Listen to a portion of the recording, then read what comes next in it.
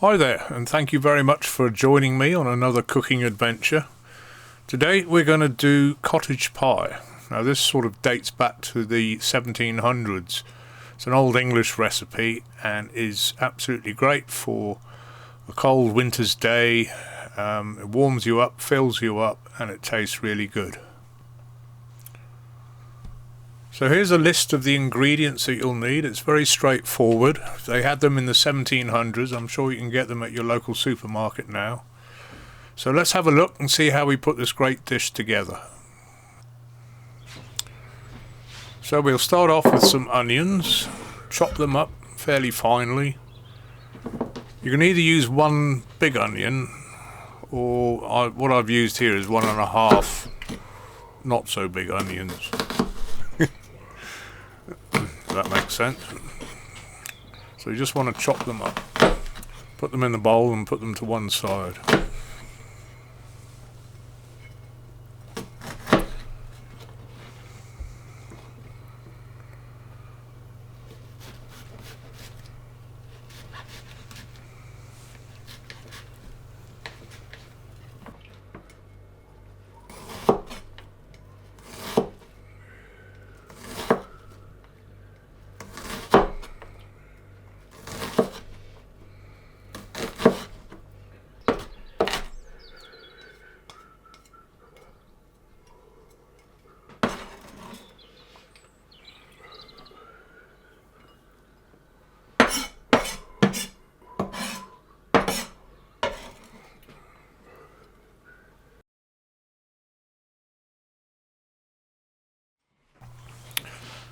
Now we're going to peel and chop up one large carrot.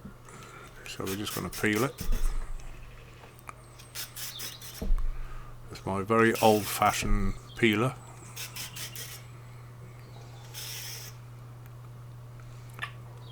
I think that peeler has served me well for many a year. We're just going to top and tail it.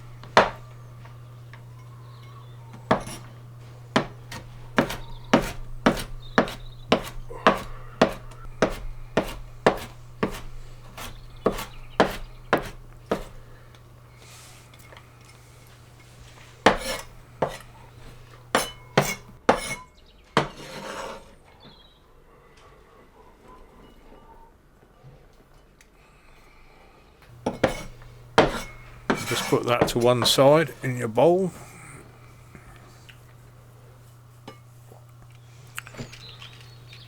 Now we're going to chop up a celery stick.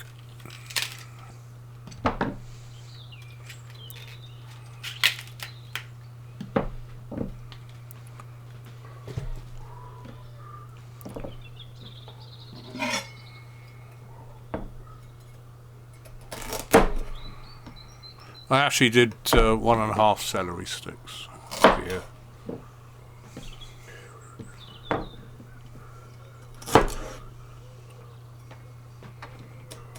I like celery.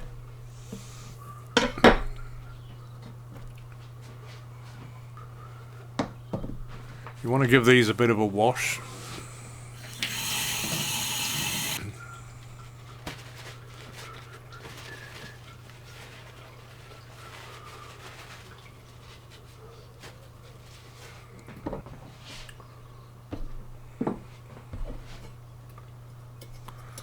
Just chop them up.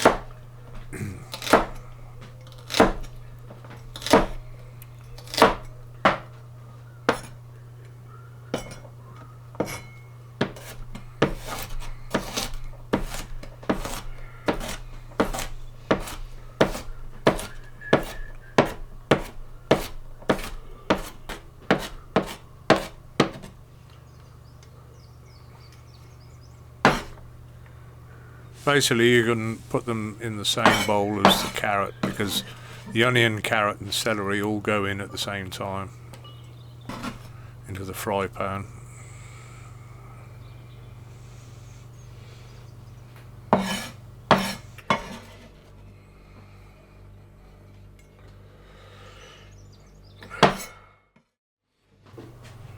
Okay, I'm going to make up some beef stock now. You want 300 millilitres. I tend to use Bisto.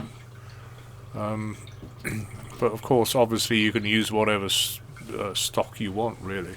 Right. You just need to follow the instructions on the packaging to make the stock up. Give it a good stir. Stop. And put it to one side.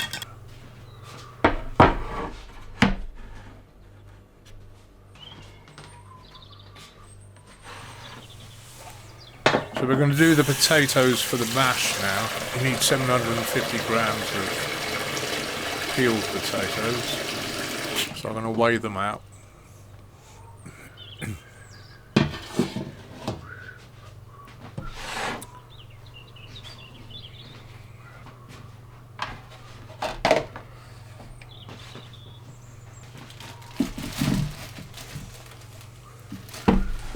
These can be any sort of, these are basically general purpose potatoes. I mean, obviously with mash you can use King Edwards or whatever. But these are good enough.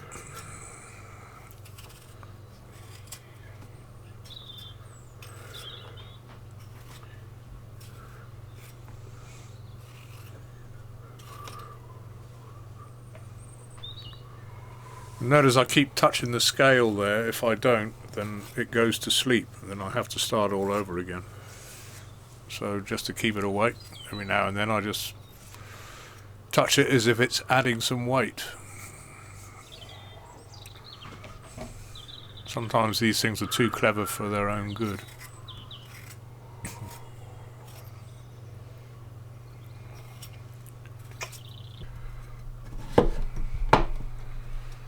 So the last potato, we're just going to cut bits off until we get our 750 grams.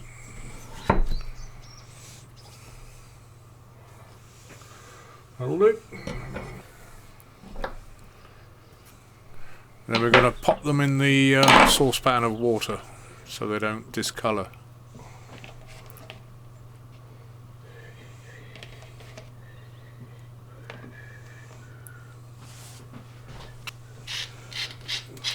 Add plenty of salt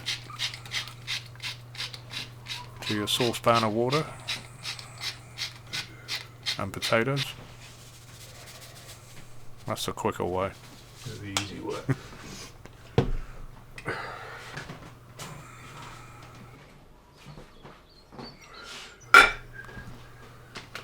Now we're going to grate some cheddar cheese, which will go in our mash to give us our cheesy mash.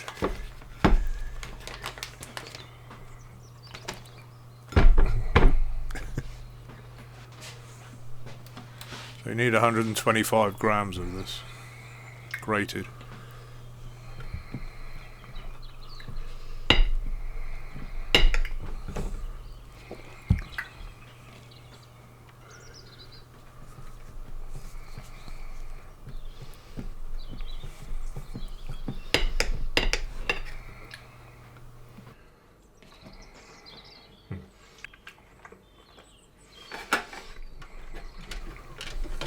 I found this cheese very crumbly actually, it kept breaking up on me. But you just have to persevere.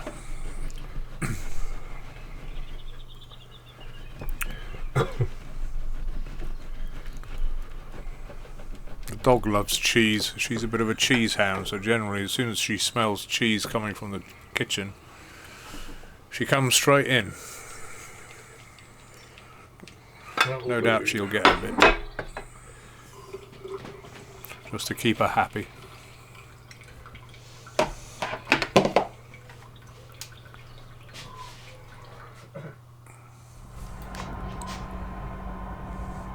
Right, you want to put 2 tablespoons of sunflower oil in the pan and heat it up on a medium heat. this hob sort of runs from 1 to about 9. I generally set it to about 6, 6.5. That's a medium heat.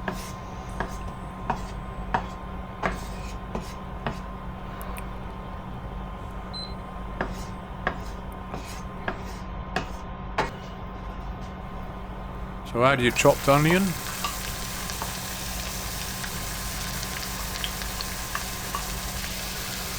And your carrot and your celery. Mix it all together. And you've got to keep it moving. You've got to fry it for about 3 minutes.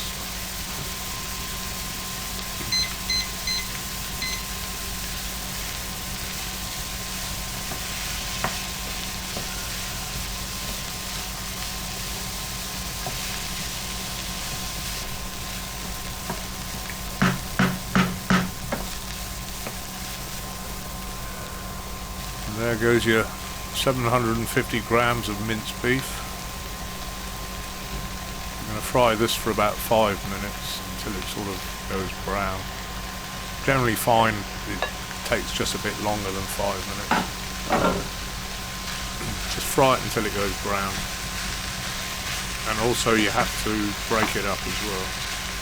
It should be already broken up beforehand, but sometimes you get lumps in there where the meat sticks together.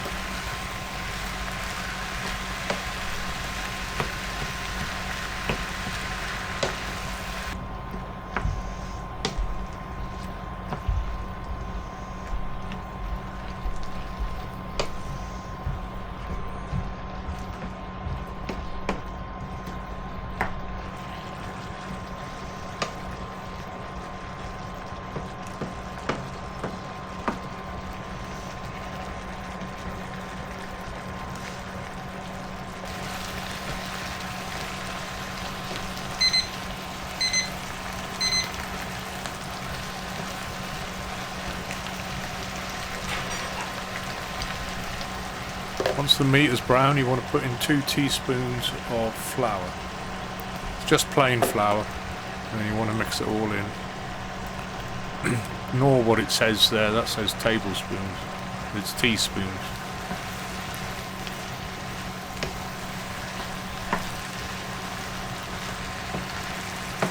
Mix it in.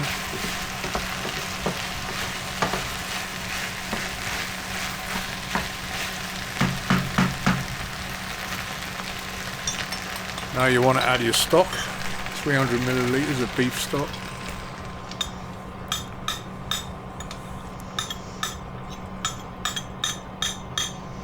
Mix all that in.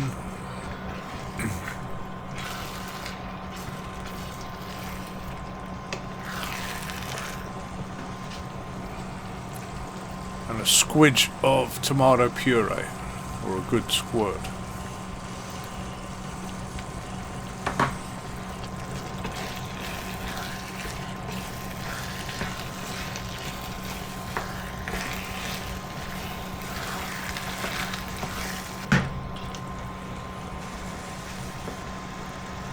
Now you need 2 tablespoons of Worcestershire Sauce.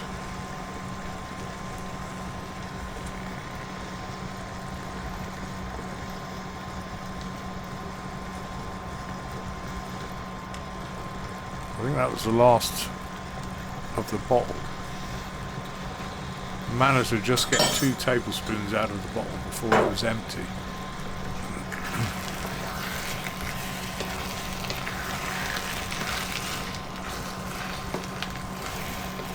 Keep stirring it.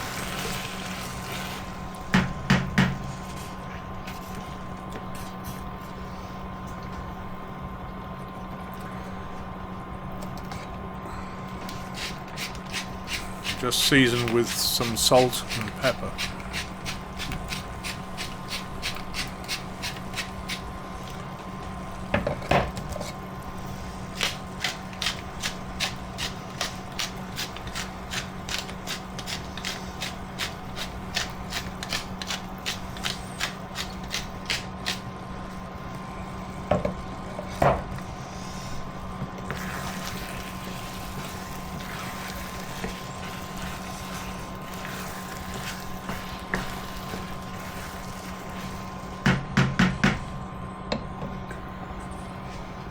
Okay, so now you want to put the lid on and let it run for 45 minutes.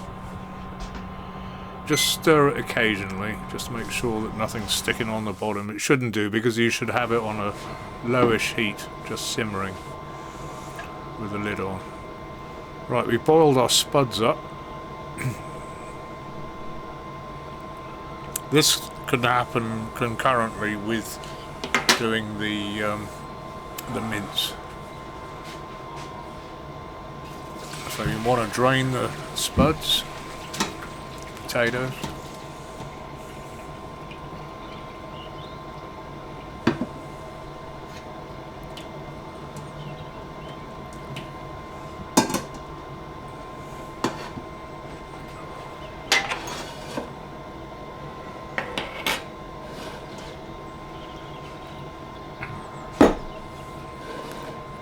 Just tip them into a Pyrex dish. Well, it doesn't have to be Pyrex, it could be anything you want. Because then you're going to mash them.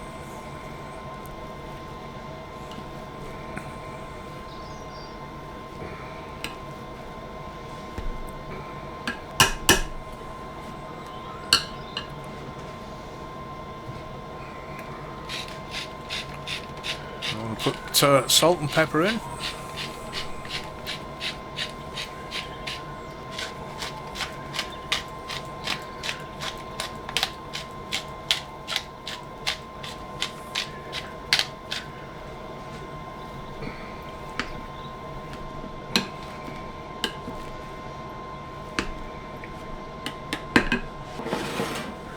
Now you want to add a knob of butter.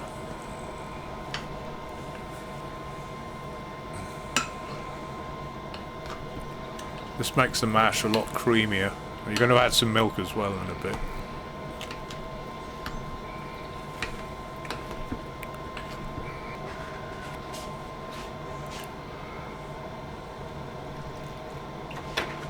Don't worry about putting cold milk in. I know it cools the mash down, but you're going to microwave it a little bit later just before you put the cheese in.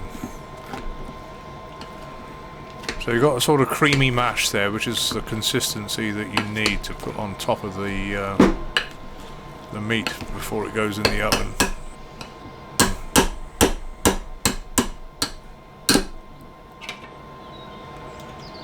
I don't normally put the cheese in until it's ready to go on top of the meat in another dish. What I would do is just microwave it to heat it up again, and then melt the cheese in, mix it in, and then put it on top of the meat. So your 45 minutes is up with the meat.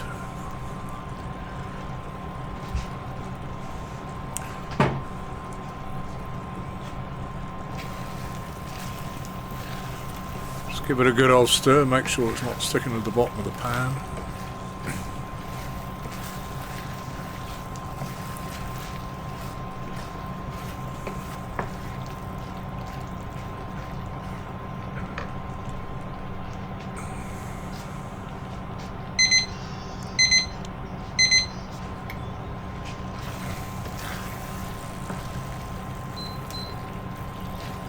I'll just turn the heat down there. Turn the heat off. So take it off the hob, and then we're going to get another dish out, which is the one which is going to go into the oven. I've just microwaved the mash there. Some cheese out.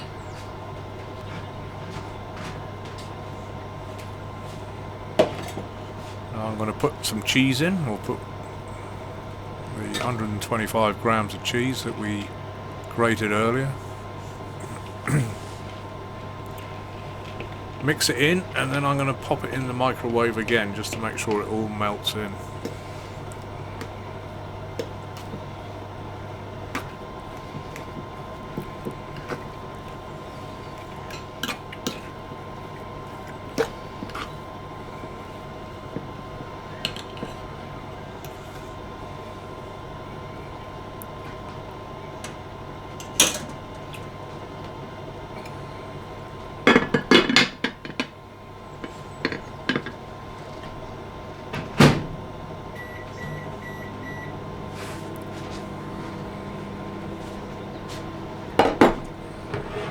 Right, so this is the dish that we're actually going to put into the oven with the meat and the potato. So you just basically want to ladle the meat into that dish. It's a Pyrex dish. And it's sort of ideal for cottage pie, really.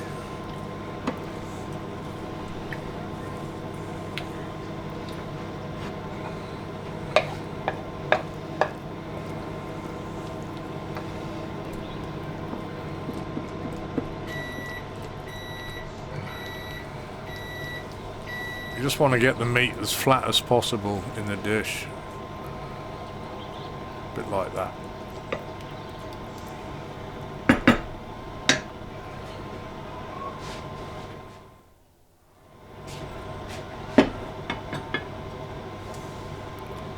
So the potato has just come out of the microwave with the cheese in, just mix it up. And then you're going to ladle that on top of the meat. Smooth it all down.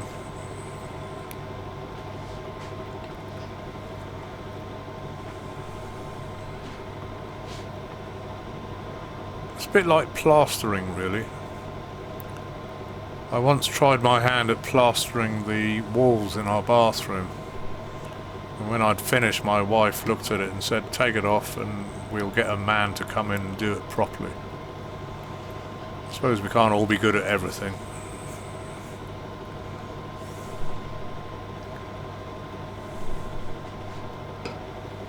Getting a totally smooth surface isn't quite so important when you're making cottage pie.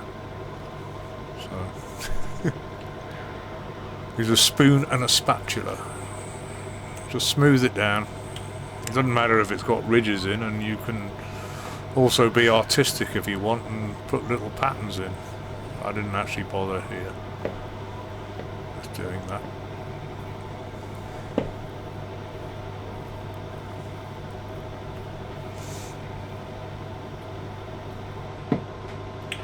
Right, that's ready to go.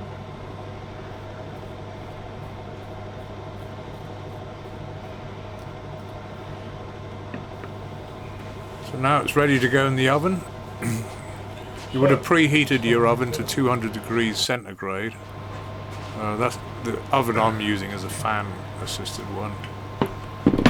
And pop it in for 25 minutes. And there it is, done.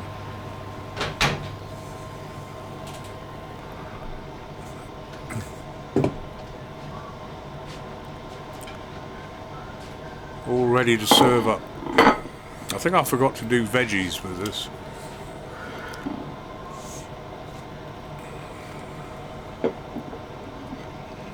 Never mind.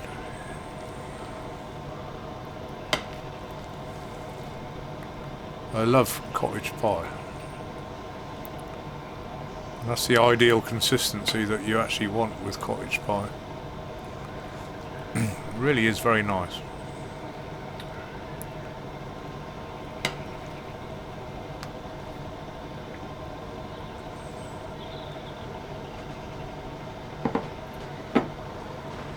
Again, I'm demonstrating my lack of skill in serving up, making a mess everywhere.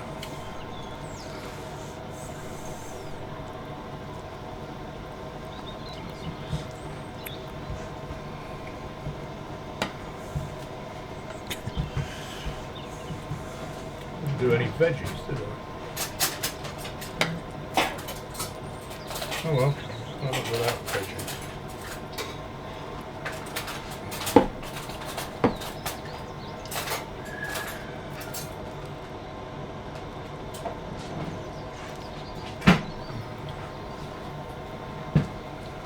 And there you have 2 portions of cottage pie ready to be eaten with no veggies, because I forgot. Forgot the veggies.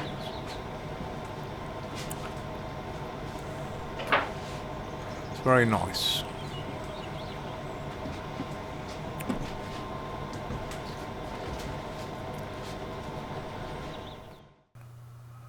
Well, if you've made it this far, then that's great. Thank you. This dish is actually not difficult to make, and it's really worth the effort at the end because it does produce a great meal. If you like the video, then please hit the like button. That would be very much appreciated. And if you want to get notification of future videos coming out, then please subscribe. I'm trying to get back on track to producing a video every week, but I'm still working on it at the moment, so I'm still producing a video every 2 weeks. But we will get to my target eventually. Thank you for watching. Goodbye for now, and hopefully see you the next time. Bye.